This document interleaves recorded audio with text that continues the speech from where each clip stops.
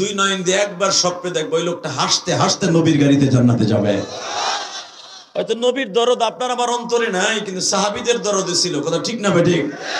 হে বাবা, আমার দিকে তাকান, কোন দিকে ঘাটটা ঘুরাবেন না। আমার চেহারার দিকে তাকাইলে একজন আলেমের খাতিরে আপনার চোখের জুতি আল্লাহ বাড়ায় দিবে। তাকাই থাকবেন না ইনশাল্লাহ? বলেন তো, এই কোরআনটা কার? জানেন আপনি? মা আয়েশাকে জিজ্ঞেস করেছেন, আয়েশা নবীর চরিত্রের সম্পর্কে একটু ওয়াজ করেন তো। আপনি তার ওয়াইফ, আপনি খুব আদরের ওয়াইফ। মা আয়েশা বলে, আপনি কি কোরআন শরীফ পড়তে জানেন? 30 পারা। কয় হ্যাঁ, পুরা কোরআনই আমার নবীর চরিত্র। আল্লাহ সুবহানাল্লাহ। যারা আসতে কয় বাড়ি করতেন চিনি, তার ব্যাটারিতে জানি ফুল চার্জ আছে। তুই দিছ? তুই ওখানে বসে জানতো নিজে। ঠান্ডা, মাশাআল্লাহ, ঠিক আছে বস, আলহামদুলিল্লাহ বলেন। এই বাজান, শুধু একদিকে মক্কার দিকে মদিনার দিকে দিলটা লাগান, দেখেন কত মজা লাগবে। জীবনে একবার হলো মক্কা মদিনা যাইতে পারবেন। আমার নবী এমন একজন মানুষ, এমন একজন চরিত্রের মানুষ, নবীরে গাছে দেখলে সালাম দিতেন। আমার নবী নদীর পার দিয়ে হেঁটে গেলে, জেদ্দা যে সাগর, আরবের সাগর, আমার নবী এই সাগর 3 বার পাড়ি দিছে। 3 বার পাড়ি দিয়ে মিশরে গেছে। যেরকম মারহাবা, আরো জোরে, আরো জোরে। আমার নবী যেই স্টিমারে, যেই নৌকায় পার হতেন, মাছগুলো আমার নবীরে সালাম দিতেন। বাবা, এখন দিল নরম করবেন।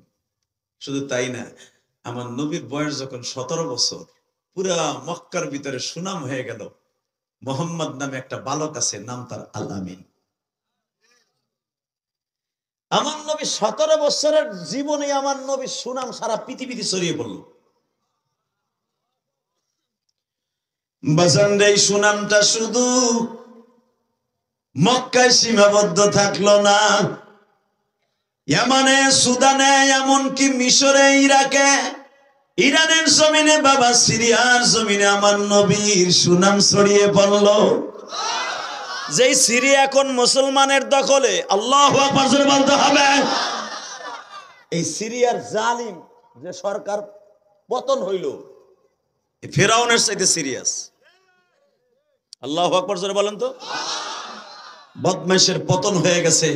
টুডু টুমরু এক একটা করে পৃথিবী মুসলমানের হাতে আসবে। এরপরে ইসরায়েল মুসলমানের হাতে আসবে। এই কোরআনের বিরুদ্ধে, আল্লাহর বিরুদ্ধে, রসুলের বিরুদ্ধে যদি বর্তমানে পৃথিবীর যে প্রান্তিক কথা বলবে, আরে জায়গায় লুলা বানায় ফেলাবো। রাজি আছো না নাই? কে কে রাজি আছো? আল্লাহকে দুই হাত তুলে দেখাই দাও।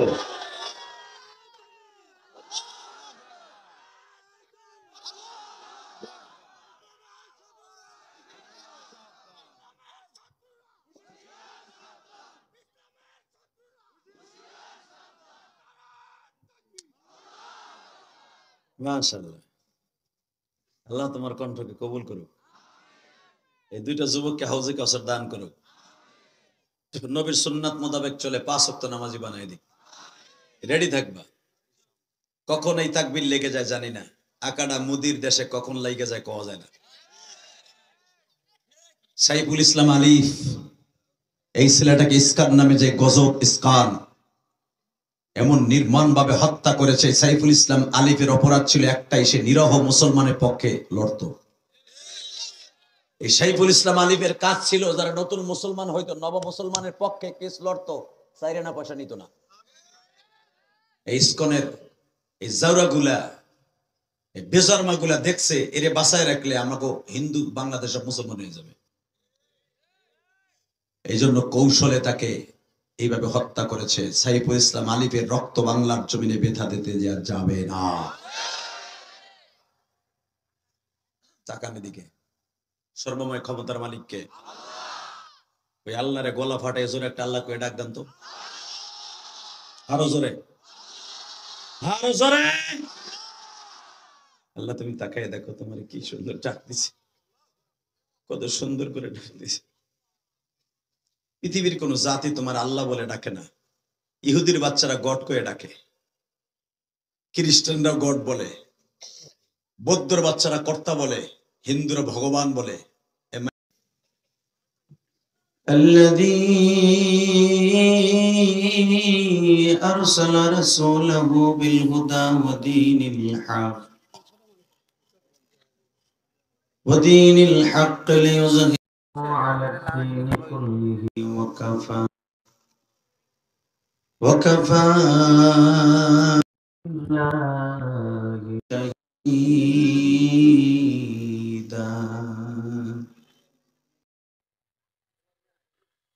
أما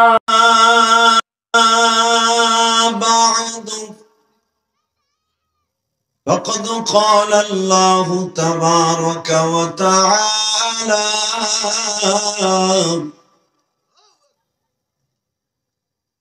فأعوذ بالله من الشيطان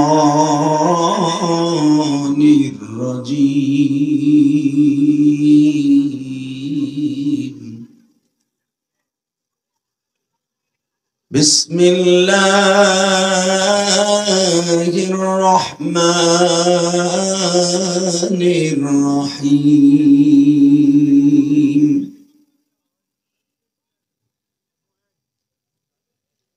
وإنك لعلى خلق عظيم. لقد كان لكم في رسول الله أسوة حسنة ولا تجعل يدك مغلولة إلى عنقك ولا تبسطها كل البسط فتقعد ملوما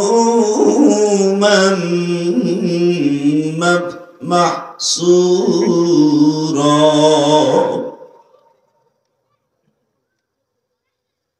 إن الله وملائكته يصلون على النبي يا أيها الذين آمنوا صلوا عليه وسلموا تسليما. اللهم صل على محمد وعلى آل محمد كما صليت على إبراهيم وعلى آل إبراهيم إنك حميد مجيد. নামাজ পড়লে কে খুশি হয়? আল্লাহ নাম আসতে নেন না, জোরে বলেন কে?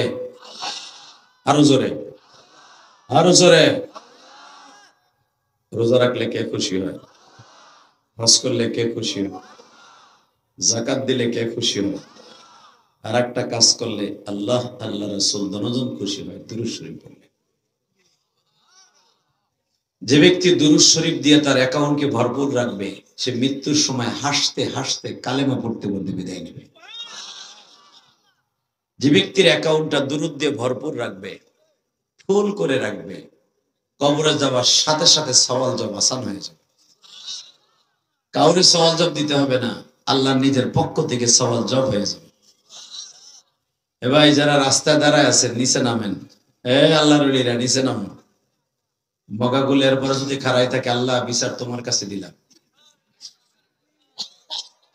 আল্লাহ, যারা আমি আসার সময় দেখলাম শত শত যুবক রাস্তা দিয়ে বাদাম খাইতেছে আর গল্প করতেছে, ওগো বাড়িঘর তুমি চিনো।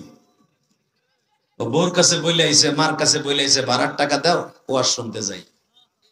হালাকি ও মার দিয়ে ঘুরতেছে, রাস্তা দিয়ে ঘুরতেছে। আল্লাহ কি বিচার করুন?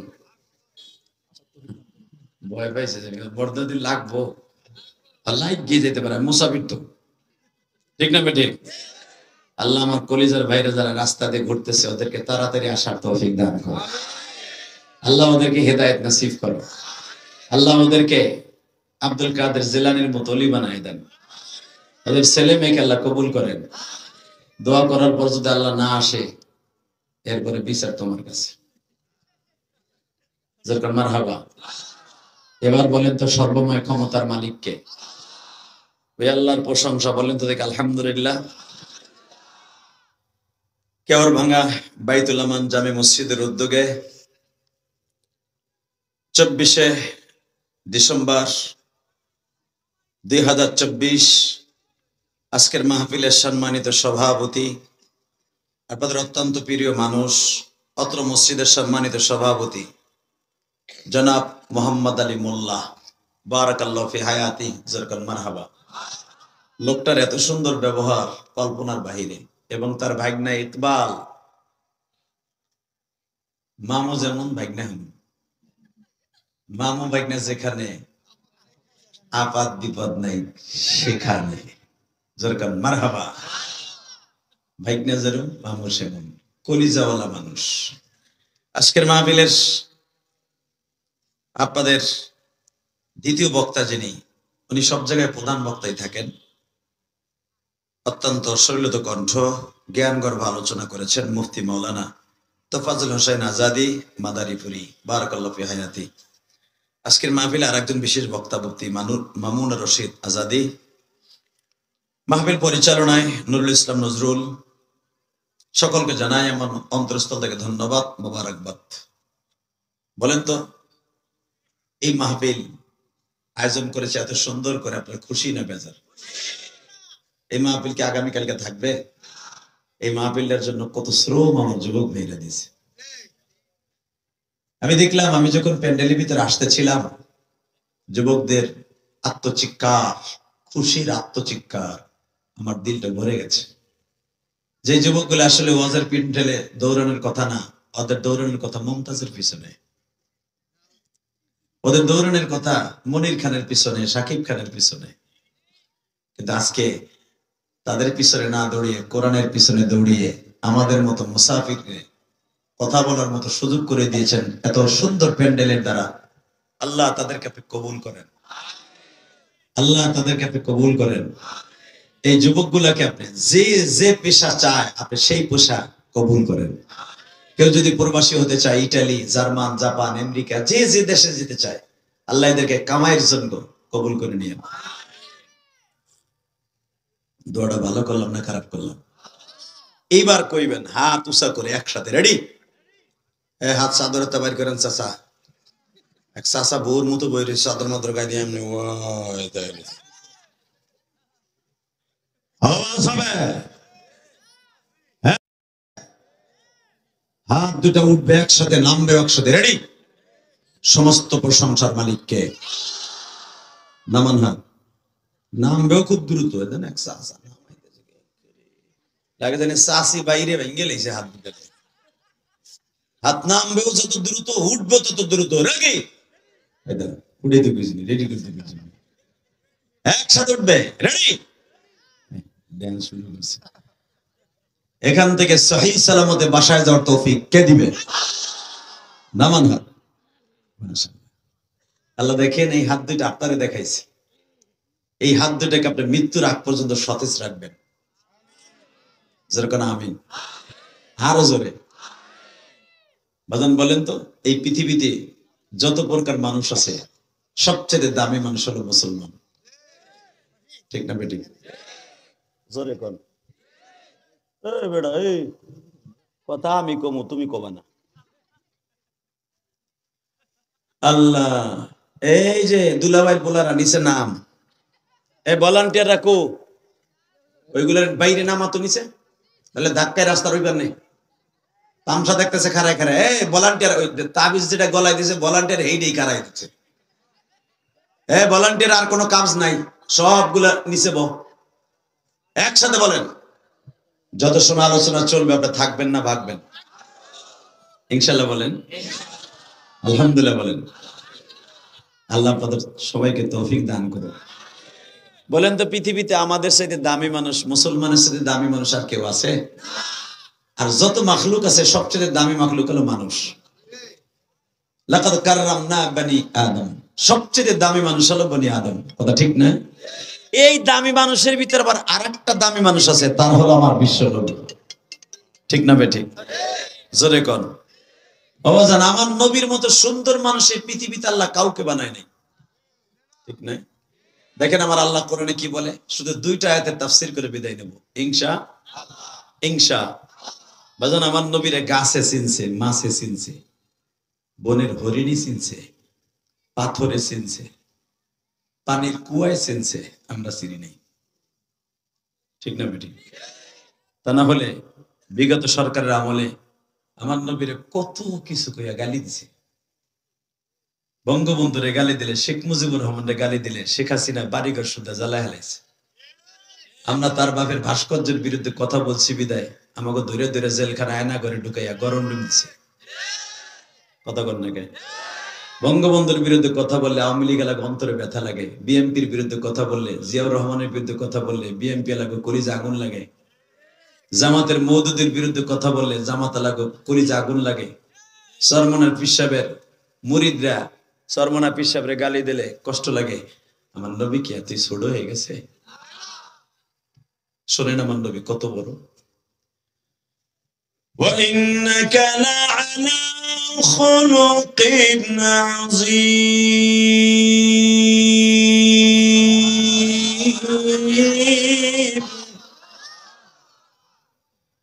لَقَدْ كَانَ لَكُمْ فِي رَسُولِ اللَّهِ أُسْوَةٌ حَسَنَةٌ। আমার নবীর কথা শুনে যারা আল্লাহু আকবার বলবেন, জীবনে বেঈমান হয়ে মরবেন না। অন্তত জীবনে একটা বার আমার নবীর স্বপ্নে দেখতে পারবেন। যারা আমার নবীর এই দুই নয়ন দিয়ে একবার স্বপ্নে দেখবে, ওই লোকটা হাসতে হাসতে নবীর গাড়িতে জান্নাতে যাবে। হয়তো নবীর দরদ আপনার আমার অন্তরে নাই, কিন্তু সাহাবীদের দরদে ছিল। কথা ঠিক না বেঠিক? হে বাবা, আমার দিকে তাকান, কোন দিকে ঘাটটা ঘুরাবেন না। আমার চেহারার দিকে তাকাইলে একজন আলেমের খাতিরে আপনার চোখের জুতি আল্লাহ বাড়ায় দিবে। তাকাই থাকবেন না ইনশাআল্লাহ? বলেন তো, এই কোরআনটা কার? জানেন আপনি? মা আয়েশাকে জিজ্ঞেস করে হয়েছিল, আয়েশা, নবীর চরিত্র সম্পর্কে একটু ওয়াজ করেন তো।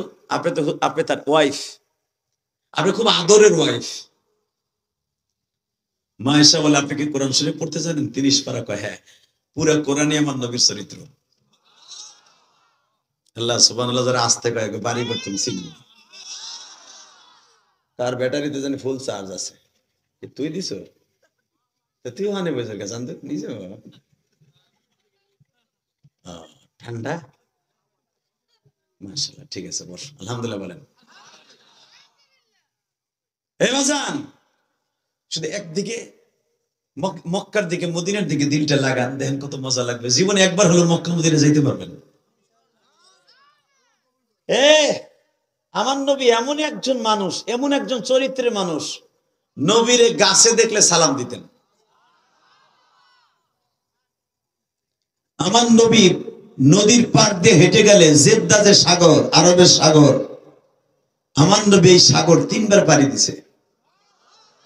3 বার পাড়ি দিয়ে মিশরে গেছে। যেরকম মারহাবা, আরো জোরে, আরো জোরে। আমার নবী যেই স্টিমারে, যেই নৌকায় পার হতেন, মাছগুলো আমার নবীরে সালাম দিতেন। বাবা, এখন দিল নরম করবেন। শুধু তাই না, আমার নবীর বয়স যখন 17 বছর, পুরা মক্কার ভিতরে সুনাম হয়ে গেল। মোহাম্মদ নামে একটা বালক আছে, নাম তার আল আমিন। আমার নবী 17 বছরের জীবনে আমার নবীর সুনাম সারা পৃথিবীতে ছড়িয়ে পড়ল। বাজান, এই সুনামটা শুধু মক্কায় সীমাবদ্ধ থাকলো না, ইয়ামানে, সুদানে, এমনকি মিশরে, ইরাকে, ইরানের জমিনে, বাবা সিরিয়ার জমিনে আমার নবীর সুনাম ছড়িয়ে পড়ল। যেই সিরিয়া এখন মুসলমানের দখলে, আল্লাহু আকবার জোরে বলতে হবে। এই সিরিয়ার জালিম যে সরকার পতন হইল, ফেরাউনের চাইতে সিরিয়াস। আল্লাহু আকবার জোরে বলেন তো। বদমাইশের পতন হয়ে গেছে। টুডু টুমরু এক একটা করে পৃথিবী মুসলমানের হাতে আসবে, এরপরে ইসরায়েল মুসলমানের হাতে আসবে। এই কোরআনের বিরুদ্ধে, আল্লাহর বিরুদ্ধে, রসুলের বিরুদ্ধে যদি বর্তমানে পৃথিবীর যে প্রান্তি কথা বলবে, আরে জায়গায় লুলা বানায় ফেলাবো। রাজি আছো না নাই? কে কে রাজি আছো? আল্লাহকে দুই হাত তুলে দেখাই দাও।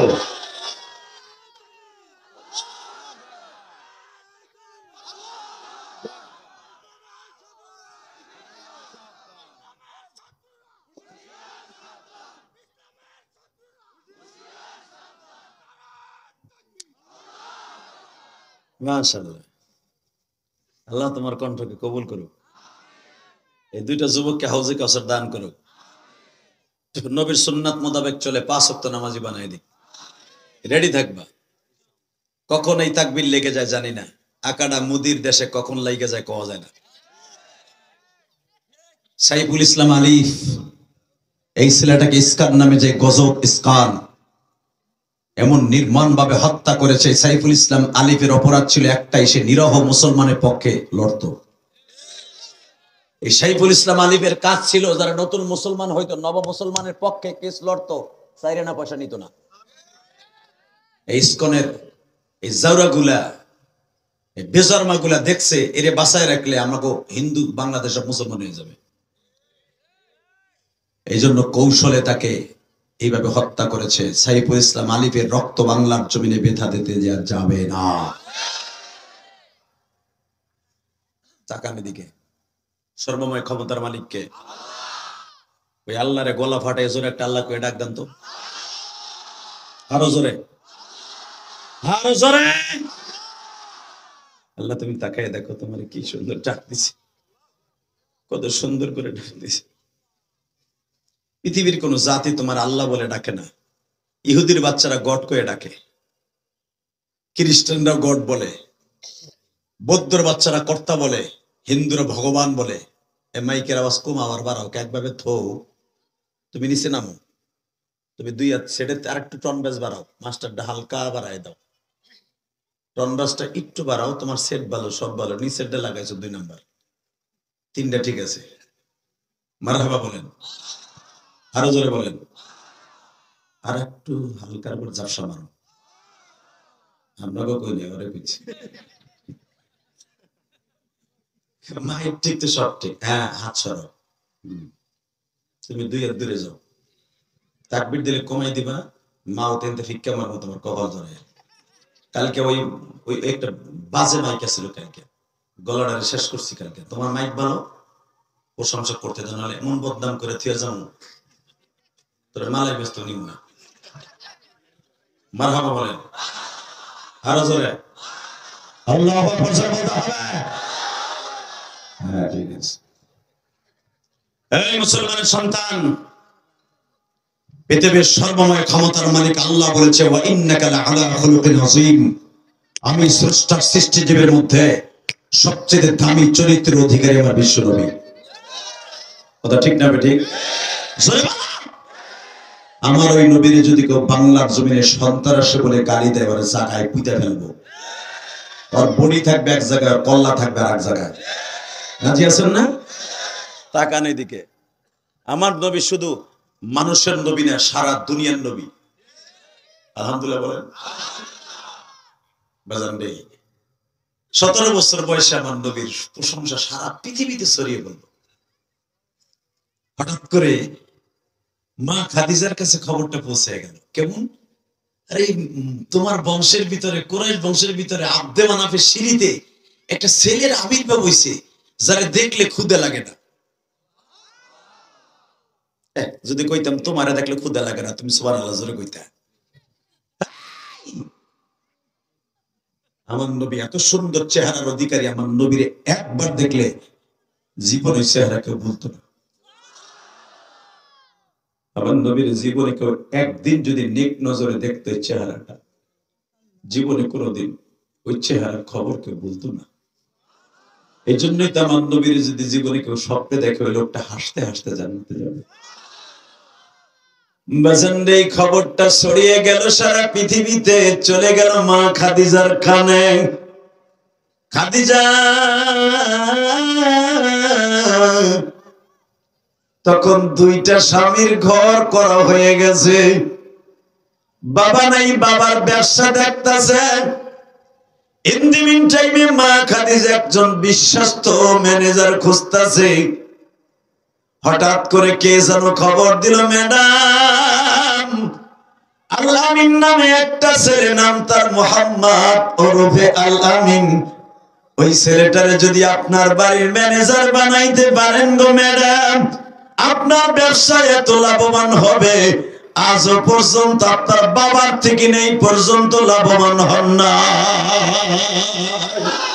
ওয়া ইন্নাকা লাআলা খুলুকিন আযীম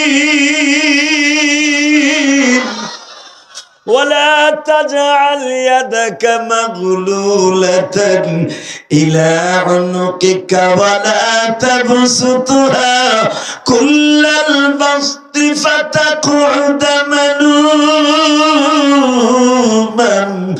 محسورا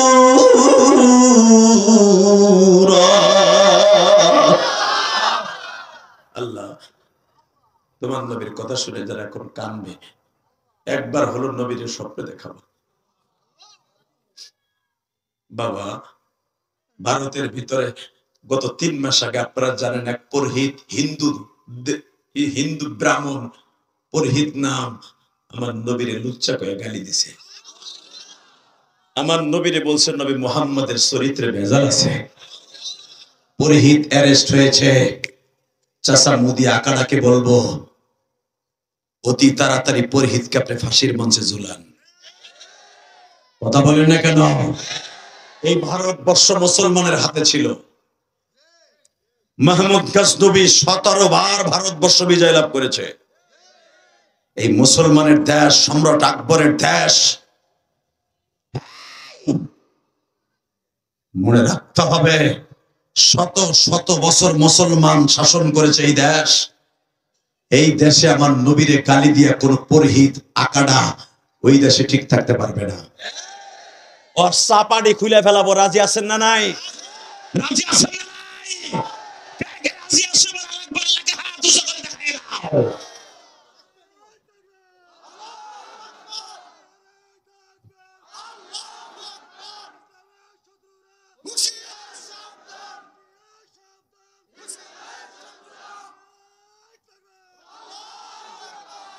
মারহাবা বলেন। শুধু আমার সাথে বলতে হবে, দুনিয়া একদিকে চলে যাবে, আমার নবীর কেউ বকা দিলে ওর সাথে কোনো সম্পর্ক থাকবে না। আরে বদমাইশ, আমার তোমাদের হিন্দুদের যদি আমরা বকা দেই, তোমরা সবাই এক হিন্দু হয়ে যাও, সংখ্যাগরিষ্ঠদেরকে সংখ্যালঘুদেরকে আমাদেরকে মারে পিডায়, আমাকে দেবতা নিয়ে কথা কয়, আর আমার কলিজার নবীর গালি দিলে আমাকে কলিজায় লাগে নাই? দেখা যাবে আজকে কার কার অন্তরে লাগে। রেডি আছেন? তাকাবে, এ ভাই এ তুমি যাইও না, হন আছেন? কি দেয়া গেল আছে বলে ইনশাল্লাহ বলেন তো। আমার নবীরে গালি দিলে কলিজা লাগে না? এ শরীয়তপুরে মুসলমান কাজে লাগে না? বুকে লাগে না? মনে ব্যথা লাগে না? যদি লাইগে থাকে আপনি জান্নাতি। ইনশাল্লাহ বলেন। কেন ব্যথা লাগবে না? যেই নবী আমার ব্যথা লাগাইতে লাগাইতে এখনো কবরে বইয়া উম্মতের ব্যথায় কাঁদে। এখনো আমার নবী ঘুমায় না, এখনো নবী ঘুমায় না। সারা রাত 24টা ঘন্টা আমার নবী কবরে ঘুমাতে ঘুমাতে বলে কাঁদে।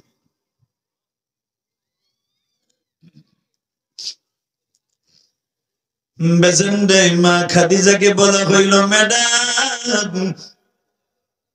মক্কায় এমন একটা ছেলের আবির্ভাব হইছে, যদিও সে যুবক মানুষ, আপনার ব্যবসা দেখশন করলে লাভ দ্বিগুণ হবে।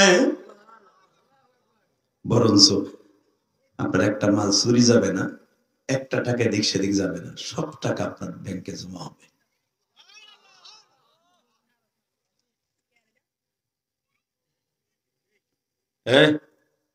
বহা ধাক্কা দিব।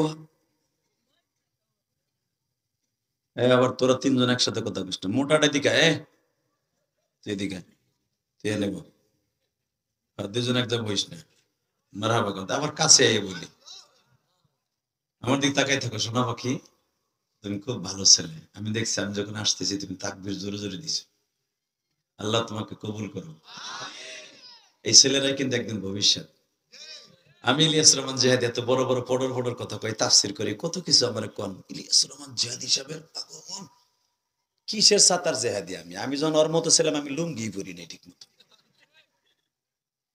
এই মিয়া আজকে ওয়াজ করি আপনারা হাসেন কান্দেন আমি মাঝে মাঝে বালিশ মাথায় দিয়া ওই বাল্যকালের কথা ভাবি ইলিয়াস রহমান জিহাদি গেলে এই যে ইকবালের মামা হায় রে বাবা খা মোনা যাইতে দূরে খাওয়ায় কত পদের পিঠা কত পদের আয়োজন তখন আমি ভাবি ইলিয়াস রে তুই কি ভুলে গেছিস গা 100 গ্রাম কেরাসিন তেল কিনে পড়ার মতো তৌফিক তোর ছিল না তুই গরিবের ঘরে জন্ম নিয়েছিস অজপাড়াগায় গোপালগঞ্জে তোর বাড়ি তুই ভুলে গেছিস ইলিয়াস তোর মা মরার পরে তোর বন্ধুরা যখন তোর সামনে মায়ের পিঠা বানাই দিয়ে যেত মাদ্রাসায় টিফিন কারি বাড়িতে ইলিয়াস ভুলে যাইস না যেই বন্ধুগুলোর মা পিঠা বানাই দিয়া খাইতে দিয়া যেত বাবা তুই খাইয়া নিস ক্লাসের পরে আমি পিঠার লোভে ওই ছাত্র ভাইয়ের পাশে যে বইতাম দেখে আমার একটা পিঠা দেয়নি আমার এই বন্ধুগুলা বলতো ক্লাস ফ্রেন্ড গুলা বলতো এবার খাওয়ার সময় কাছে আবি না সর হাসিস না দোস্ত হাসলি কেন তুই তোর মা আছে তুই বুঝবি না এখন তুই কানবি একটু এখন হাসছিস না এখন কানবি দেখবি ওই টিফিন কারি বাটিতে যখন ওই বন্ধুর কাছে বসতাম দেখে আমার একখান পিঠা দেয়নি আমার কত বেটা খাওয়ার সময় কাছে বসবি না সর তখন আমি আস্তে করে আল্লামা সঞ্চালক ফরিদপুরের কবরের কাছে যে বলতাম আল্লাহ তুমি আমার মাকে কেন নিয়ে গেল আমার মা থাকলে তো ওর মতো আমার মা আমার পিঠা বানাই খাওয়াইতো আমার কলিজার যুবক ভাইরা রে এই কথাগুলো আমার নয় এই কথাগুলো আমার নবীরও ছিল আমার নবী যখন কাবা ঘরের সামনে কোন ছেলেরে দেখতো তার বাবার কোলে বসা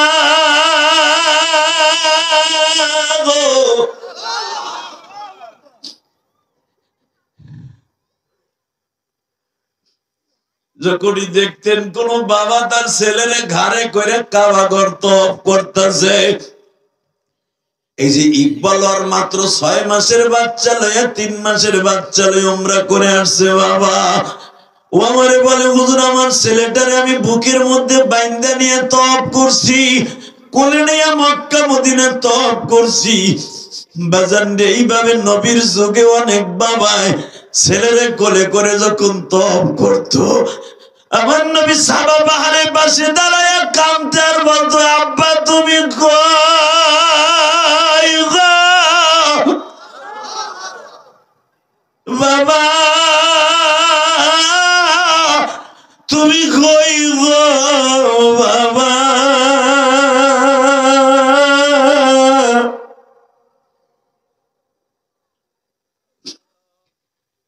কত যুবক বাবার কোলে উঠে আমি মুহাম্মদ উঠতে পারি না এটা হলো নবীর 6 বছরের ডায়লগ ছিল বাবা যেদিন আমার নবীর 8 বছর বয়স তখন তো মা বাবা কেউ বাইসা নাই তখন নবীর দাদার কাছে নবী থাকতেন আমার নবী তখন কাবা ঘরের সামনে দাঁড়ায় দাঁড়ায় কাঁদতেন আর বলতেন আজকে আমার মাও নাই কে আমারে খাওয়াইব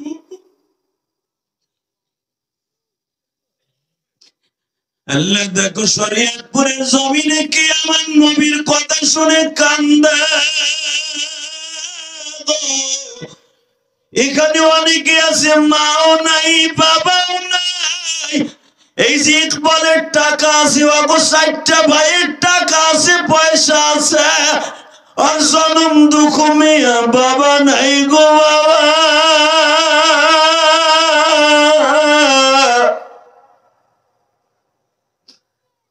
আল্লাহ আর বাবার কবরটা জান্নাতের বাগান বানায় দাও আল্লাহ আজকের মাহফিলের সভাপতি সাহেবের আব্বা আম্মাকে মাফ করে দাও শুধু আমার দিক তাকায় থাকেন। এই পৃথিবীতে যদি কোনো সন্তানের চোখ দিয়ে মা বাবার কথা শুনে কান দেয়, মানুষটা কোনোদিন জাহান্নামে জ্বলবে না। বাবা, আমি যে আমার ছাত্র ভাইদের পাশে বসে পিঠার আশায় পাশে যে বসতাম, এটা আমার বাল্যকালের আশা ছিল। এখন তো কত মা, এই যে ইকবালের শ্বশুর মামা, বড় মামা, কত রং বেরঙের পিঠা আমারে 2 দিন খাওয়াইলো। প্রত্যেকটা পিঠা যখন আমি গালে দেই তখন আমার মার কথা মনে পড়তো। ওই যে জিল্লু ভাই বাম পাশে বসা, তার ওয়াইফ আমার জন্য ঢাকায় বাসায় দেওয়ানোর জন্য আমার জন্য পিঠা বানাই নিয়ে আসছে। শুধু আপনাদের 2টা পাও ধরে বলে দিয়ে যাই, ইলিয়াস রহমান জিহাদির খাওয়ানোর এখন অভাব নাই, শুধু একটাই ওয়াজ, আজকে আমার মা নাই। আমার মতো যাদের মা নাই, আপনার মতো দুঃখ মেয়া কেউ নাই। আপনার টাকা থাকতে পারে, স্বর্ণের পালঙে শুইতে পারেন, আপনার শান্তি কোনোদিন আর হবে না। কথা বলেন না কেন? দেখেন এদিকে, খাদিজার কাছে খবর গেল আপনার এই দেশে একটা ছেলে আছে আল আমিন নাম, সে যদি আপনার বাড়ির ম্যানেজার হয়, আপনার ব্যবসা পুরা লাভ হয়ে যাবে। জোরে জোরে জোরে জোরে জোরে। তো মা খাদিজার তখন আর একটা ম্যানেজার ছিল, নাম ছিল তার মাইসারা। কি নাম? জোরে কোন, আরো জোরে। মাইসারা। ওর বাড়ি ছিল মানে মা খাদিজার বাড়ির গোলাম ছিল, আবার ম্যানেজারও ছিল। কষ্ট হইতেছে? এমন জোরে আওয়াজ দিবেন আপনার জীবনে দেন নাই। আমার নবীরা এসে বলতেছে, কোরাইশ ভাই আপনার নাম কি? আল আমিন। হ্যাঁ, আপনার কাছে তো অনেক যুবক দেখি ভিড়ে বয়ে থাকে, খালি আপনার চেহারা দেখার লেগে, আপনার শরীরের ঘিরান নেওয়ার জন্য। আমার দিকে তাকান। আমার নবী যেই জামাটা গায়ে দিয়ে রাইখে দিত, বসো তোমরা বসো, যেই জামাটা গায়ে দিয়ে রাইখে দিতেন, তাকান এদিকে, আমার নবী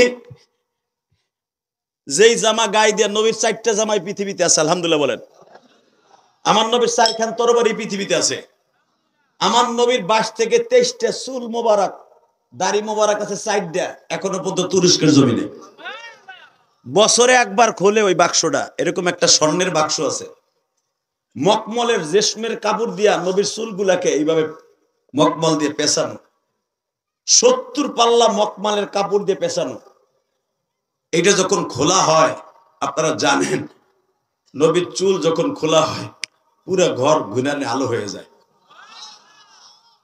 আল্লাহু আকবার। আমার নবীর ব্যবহারকৃত জামা এখনো পর্যন্ত সৌদি জাদুঘরে আছে, বছরে একবার খোলে। এখানে শুধু রাজা বাদশারা থাকে, আর কেউ থাকে না। যখন নবীর জামাটা খোলা হয়, মিসকম্বরের ঘিরানে পুরা ঘর মোহিত হয়ে যায়। তাহলে বুঝালেন, আজ থেকে 1400 বছর আগে যদি এত ঘেরান থাকে, আবার নবী যখন 22 ছিল কি অবস্থা ছিল। যুবক তোর পাও ধরছি, এখন কানবি। গুনাহ করতে লাগবে 60 বছর 70 বছর, আর আমার মাওলার মাফ করতে লাগবে 1 সেকেন্ডে। আজকে গুনাহটা মাফ করে যা, কলিজার ভাই কেউ যাইস না মাঠটা ছাইরা, ইনশাআল্লাহ বলেন তো। মুনাজাত না করলে যাবেন না তো? হ্যাঁ, এই তোরা দুজন যাইস না রে, কালো চাদর আলে সারা এদিক ব্রেক করে, হবে না এদিকে আয়, ওই নেব। তুই যে রাস্তা দিয়ে যাবি ওই রাস্তা দিয়ে কিন্তু গাড়ি চলে, ইনশাআল্লাহ বলেন। তুই পর্দার কাছটা শর্ট টুপুত করে বাইরে যাবি, এদিকে আয়, মাঝখানে। তুই ভাবছরা আমি বুঝে দেখি না, না আমি ওয়াজ করি সামনে দেখছে ডাইনে ভাবে আমার 14 আরো 14 বছরের পোলার মতো। কেন এই চোখ দুইটাতে এখন ওই জাকানাকা দিকে শেষ করি নাই বেড়া। সারা রাত যে খেতার মধ্যে কুতকুত খেলা আসতো না, অত আমরা খেলাই না। কথা বল না কেন? যদিও কখনো ইউটিউব দেখি, আমার ওয়াজ কোথায় ভুল করছি, কোথায় আমারটা আমি নিজে শুনি, আমি কোনো বক্তার ওয়াজ শুনি না। আমারটা আমি শুনি যে আজকে ওয়াজ করলাম, কোন জায়গায় ভুল করছে ওইটা কালকে আর করবো না, ইনশাআল্লাহ বলেন। যেটা জনগণের চোখে খারাপ দেখে ওটা আমার চোখে খারাপ দেখতে হবে। কোন ভাষাটা খারাপ বললাম ওইটা আমি দেখি, আমারটা আমি দেখি। যখন দেখি ওলামান খেতার মধ্যে কুতকুত খেলে, টিকটক করে, তখন মনে চায় যদি ওকে বাড়ি ঘর আমি চিনতাম, কুত্তা যেমন পিটাই এমনি পিটাইতাম। কথা কর না কেন? আরে নয়ালে নয়ালে শরীর আমার ওয়াজ নিয়ে টিকটক করে। কথা কর না কেন? মিথ্যা কথা কইছি ওদের নাই যে